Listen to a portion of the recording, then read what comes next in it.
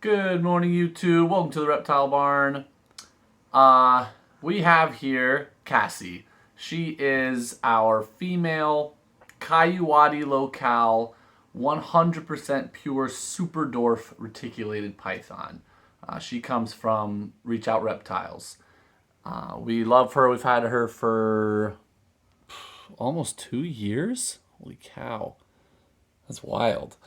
And she is absolutely spectacular. She is one of the best handling reptiles that we have. She is so amazing. She's a retic. So when we first opened that tub, uh, she's definitely a snake hook kind of animal, right? Every day is feeding day in her head, right? But as soon as we show her that there's no food, she is the sweetest, most inquisitive, very athletic animal. Everything good about a retic, only in a pint size, right? And actually, we've only had her for about a year and a couple months now that I think about it. But anyway, I had her out. I've had a very stressful day. So a couple times today, I've found myself just pulling out one of my snakes, right? Many people in the reptile hobby feel that there's something almost therapeutic about handling reptiles, or at least, reptiles that enjoy being handled. There's something de-stressing about it, right? Not distressing, but de-stressing. And I certainly find that to be the case. And it got me thinking, you know, uh, why and how do reptile keepers, hobbyists, breeders, etc., burn out? Because while, you go on Fauna or wherever and someone's selling off their entire collection, and a lot of people are like, oh, that person was just in it for the money. The money didn't work out, so they're getting rid of everything. That does happen. I'm not saying it doesn't. But I do think that some of those people, they got into it for the right reasons and they really loved their animals and still love them. And yet, they're selling them all off. Now, maybe, I've seen people get cancer or like really horrible situations and they just can't keep them any longer. And that's fine. As horrible as that is, you understand why they're moving their animals. But in some cases, they are just plain burnt out. And it is those cases specifically that I was thinking about. You know, I go to my animals to help when I'm burnt out, right? from the daily grind. So I was just thinking about how can we avoid that, as hobbyists. Not so much as business people, but as hobbyists. Because when the business is good, when we're getting 10 inquiries a day, sales are flying, the money's coming in, it's really easy to stay positive, right? When everything's working, when your animals are all healthy, you haven't taken anything to the vet in years, you've had great customer interactions, you haven't dealt with any ding-dongs, right? It's really easy to stay positive about your reptiles, even if other things in your life might not be going so well. But, man, like right now, probably in any of our history as a seller, things are slow. I would assume, because I've talked to several of the breeders who are also having their sales really slow right now, that it's partly just because the cost of gas is super high, the cost of food is super high. People are holding on to their disposable income a little bit more recently than they have since I got in the hobby, certainly. And there could be other factors too, but regardless, the business side of things right now is not particularly exciting to us. We are legging it every day trying to make this happen. And yet, I don't feel burnt out with my animals, and I want to make sure it stays that way. So I guess the first thing for everyone to examine themselves would be, if you are a business, if you're a breeder and you're selling babies and the business isn't going well, do you still like your animals? That's a harsh reality to face, but it's something I think everyone needs to look at in themselves. Um, you know, do you find yourself just opening tubs just to gaze at them in wonder because it's, your prized animal of your collection? It's that gene combo you always wanted or that new species you always wanted, and it just fills you with excitement. Do you still do that when you've had 17 bad days in a row, right? Or do you resent them? Are you like, oh my gosh, it's feeding day again? You know, think about your gut reaction to your animals when times are down, right? Because again, like I said, when times are going great and everything's golden, that's going to shine a great light on your reptiles and everything else as well. But when things aren't going so well in a lot of other ways, are you still excited about your animals? Or at the very least, you're still perfectly willing and happy to kind of go to battle for them, right? And make sure everything's clean. Do you still take time to just enjoy them?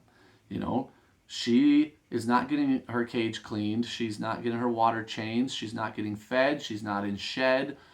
She's not sick. We're not checking on anything. Do you still just pull them out to handle them and play with them? Or if that's not your cup of tea, do you still just watch them? A lot of people, their biggest joy in reptiles is watching them. They'll put them in their enclosure. Maybe they just cleaned it so everything smells different, and they watch their snake or their lizard just cruise around checking everything out, and just watching them interact with their environment is what gets people excited. Are you still doing that? If not, if you are finding yourself bitter against your animals and resenting all the work that it takes, and maybe something about reptile keeping isn't living up to your expectations, then what can you do, right? What can you do to reignite the joy? One of the things I would say that has helped us is doing things on purpose, right? Don't just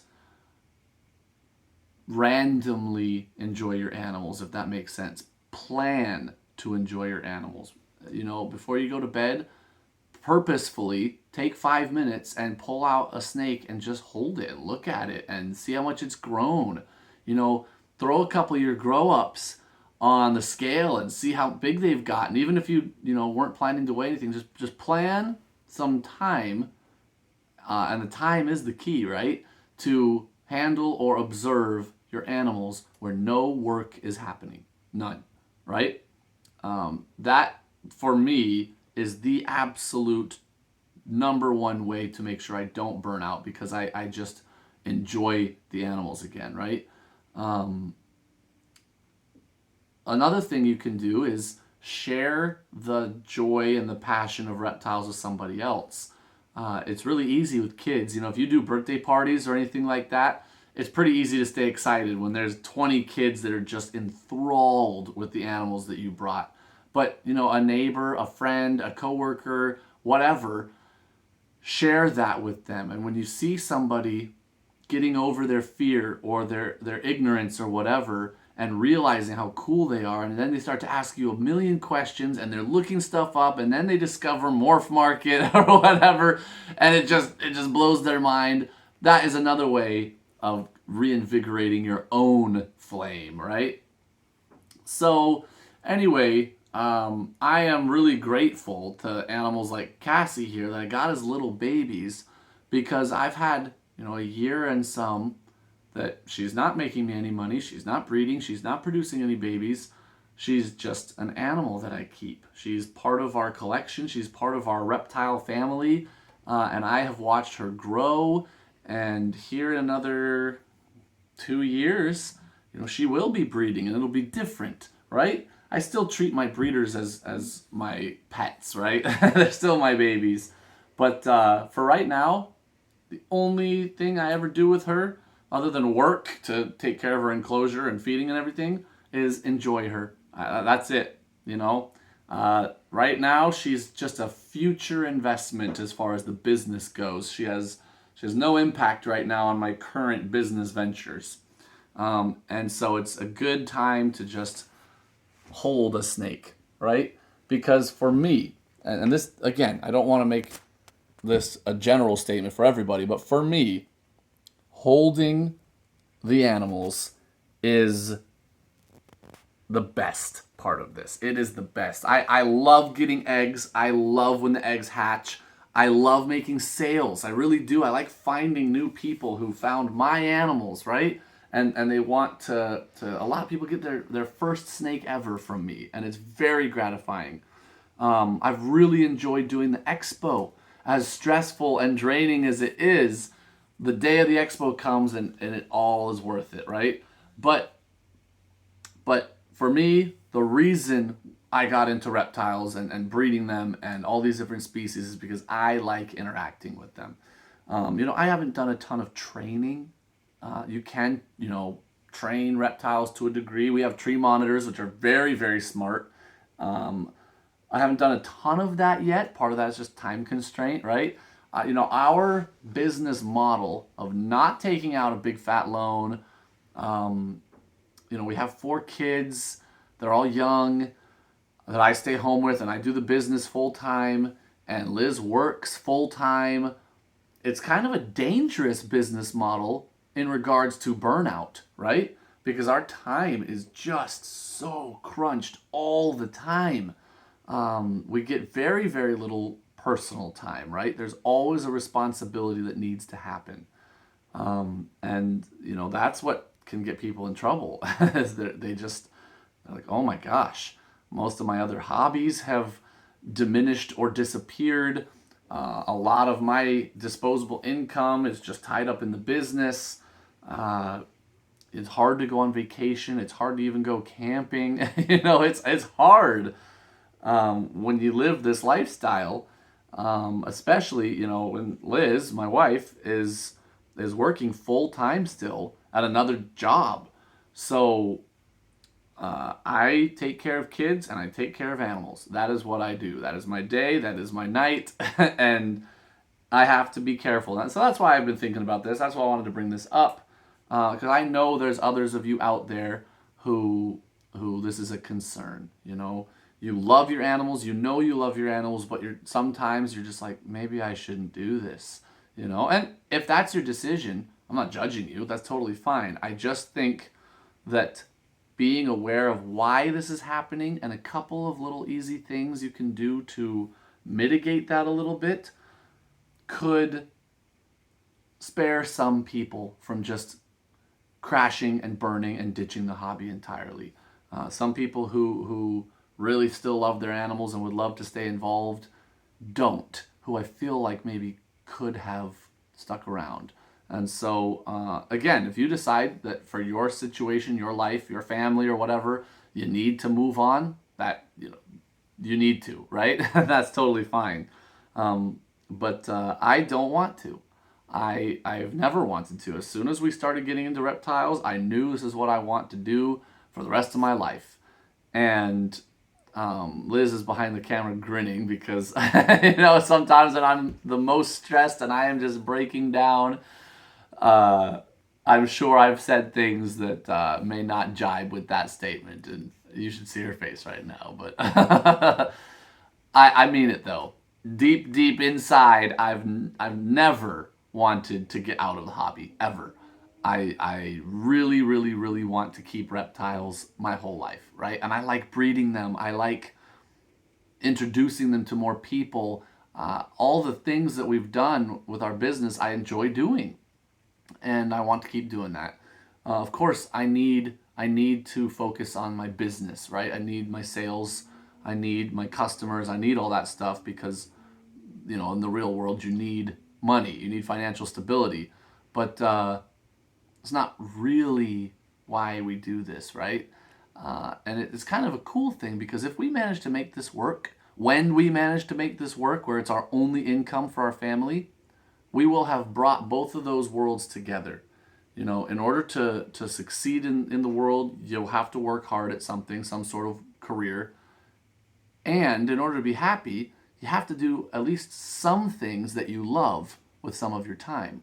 And to be able to do something you love that also is your career that you work hard at, that is the dream, right? That just is the best. That's exciting. Everyone should be able to do that. It takes an exquisite amount of sacrifice and hard work, though.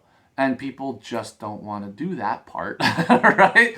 And anyway, I have rambled at you long enough, but if you take anything else and toss it out, just remember this one thing: handle your animals or watch them, right? The thing that first got you excited to even own these animals, do that. Don't get so caught up in taking the pictures and taking the weights and making your ads on Morph Market or wherever else and building your website and all the little businessy things, keeping your books straight and your taxes and all that stuff that you have to do, right?